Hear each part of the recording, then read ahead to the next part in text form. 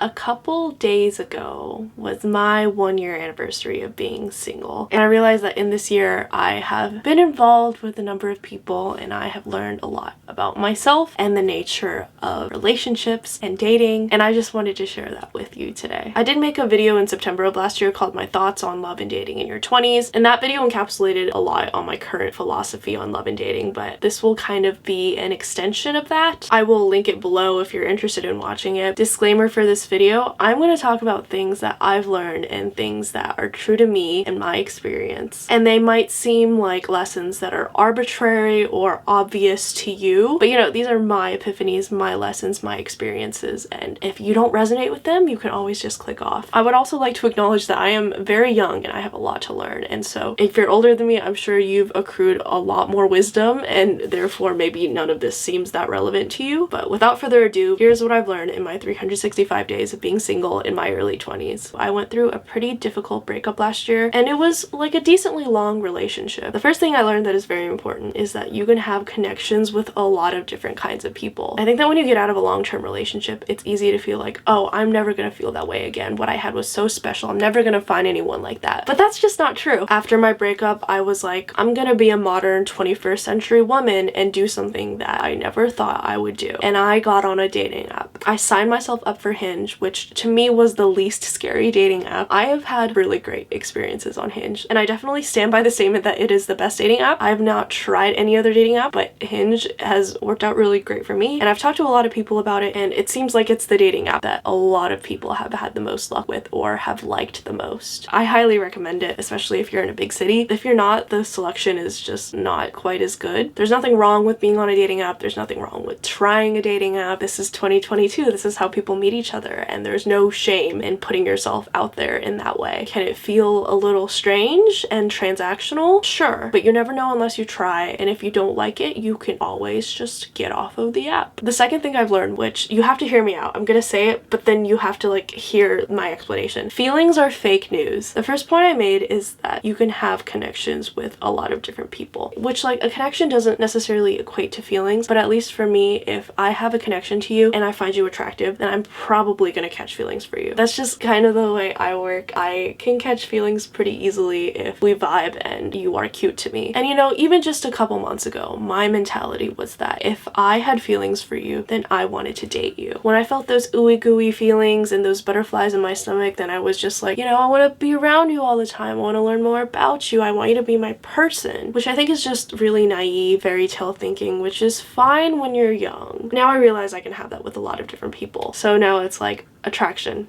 check. Feelings, check. But are you someone I want to be around? Are you somebody that I want to build a life with? And there is just a lot that goes into this question, right? When it comes to the other person, do they take care of themselves? Do they care about other people? Are they ambitious? Are they actively working towards the things that they want in their lives? Do they have the time and energy to put into building a relationship with someone? Do they have emotional baggage from their past that they haven't worked through yet, whether it's from a past relationship or their childhood or a traumatic event that's occurred? Are they a clean person? Do they take care of their living space? Do they have good judgment? Do they handle problems in a way that makes sense to you? Do they have problem-solving skills? Are they self-aware? Do they have a high level of emotional intelligence? Do they put the toilet seat down when they're done using the bathroom?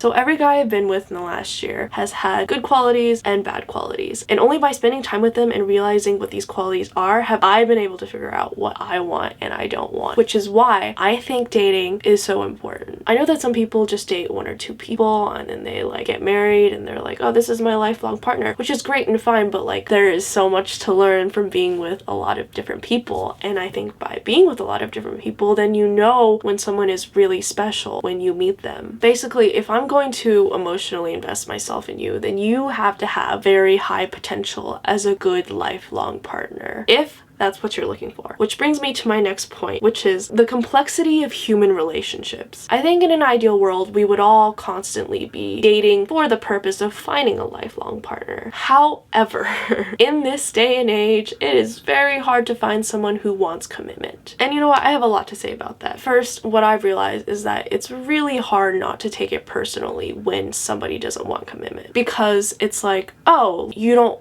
want a relationship, period, or you don't want a relationship with me. And it's like, who cares, right? Like, I don't think even most of the time the guy knows the answer to that question. I think we'd like to think that even if a guy doesn't want a relationship, if they met someone that was really great, they'd be like, oh, I can't pass up on this opportunity. I've got to snatch this girl up before somebody else does. And that's been weird for me because it just like keeps happening. But the only reason I've been able to accept it is because I am in a very good place mental health wise. Earlier in my journey of dating, when somebody turned me down, I had a really hard time accepting it. And I think it's because I was depressed and I was like really trying to cling on to anything that was going to make me happy. So this is just a way that mental illness can affect you in a way that you don't even realize. Somebody doesn't want me and now I cannot cope with it. It's a really toxic way of thinking of like, it's me. Something's wrong with me. That's why they don't want to date me. Or I'm not good enough. You can't help but have those thoughts cross your mind. Even though it's hard, if somebody doesn't want to be in a relationship, that is on them. But also it's like, I am a fucking great girlfriend. And so if that's not what they want in their life, then that's their fucking loss. Anyways, complexity of human relationships. So we take the fact that somebody doesn't want commitment, right? Which happens a lot nowadays, like we discussed. And then you take in the fact that you have this connection with them, but you are both people with different wants and needs and desires, and you're in different places in your life. And you factor that all in, and that can lead to relationships with people that don't necessarily fit into traditional boxes, which like duh, but I have been a relationship person all my fucking life. I never understood how these relationships worked. I was like, I don't understand casual sex. There is an emotional component to sex, and then it's like, if you connect with someone enough to want to have sex with them, then why wouldn't you want to be in a relationship with them? And it's like, doesn't somebody catch feels at some point, and isn't that usually the woman? There are a lot of questions. I talked to a lot of friends about this. I was like, tell me how a hookup happens. Like, I am just so confused. I've never been in a scenario close to it, and it just like logistically does not make sense to me. Basically, by talking to a lot of people and now having my own experiences, I understand these relationships. But it doesn't matter if what you have with someone isn't clear cut. Like, if you're not exactly in a relationship, or he's not just someone you're fucking, or maybe it's strictly platonic, but when you're both drunk it gets a little flirty and weird. Relationships are extremely complex, and that is a-okay as long as everything is consensual and it emotionally makes sense to you and the person you're having the relationship with. And so how did I personally get to a place where hookups and untraditional relationships emotionally make sense to me? Personally, I am still somebody who cannot be physically intimate with someone until I've been emotionally intimate with them, and that means spending a good amount of time together and having conversations with depth, and basically just getting to a place where I'm very comfortable with them, because sex is very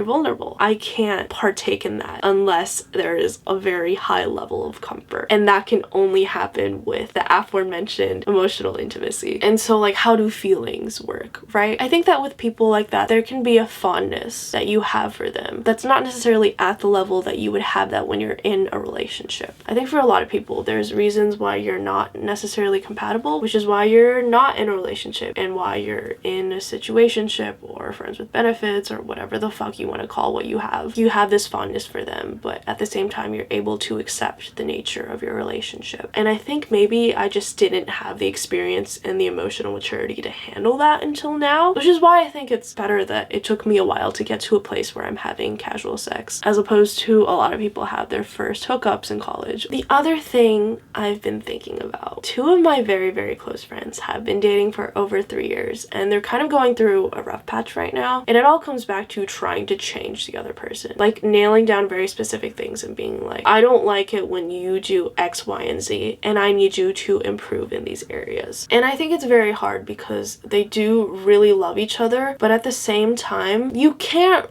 really change people. And I think it completely depends, right, what exactly you're trying to change. I think you can improve and you can grow and you can learn, but for a lot of qualities that a person has, like whether they're clean and their habits and how they live their day-to-day lives, it can be really difficult to adjust people in specific ways, which is why I think it's so important to date someone not for their potential, but who they are at that exact moment. Especially if you're really young, sure, you have a lot of growing and maturing to do, and so people definitely definitely can change a lot, but that's not something that you necessarily have control over. Those little things that bother you will become much bigger things down the road, and they might not be as easy to change as you think they are. And it all comes back to how much are you willing to accept? How do you know someone's the one? And these are questions I still don't have the answer to. We'll be trying to figure out probably for years to come. This is the type of shit that makes you realize you're growing up. When you realize that falling in love with someone doesn't mean shit. It's about how much are you willing to tolerate in the long run. And how much are you willing to tolerate is a much less romantic question than do you love him? That's my video. Let me know if you have any thoughts down in the comments below, and I will see you again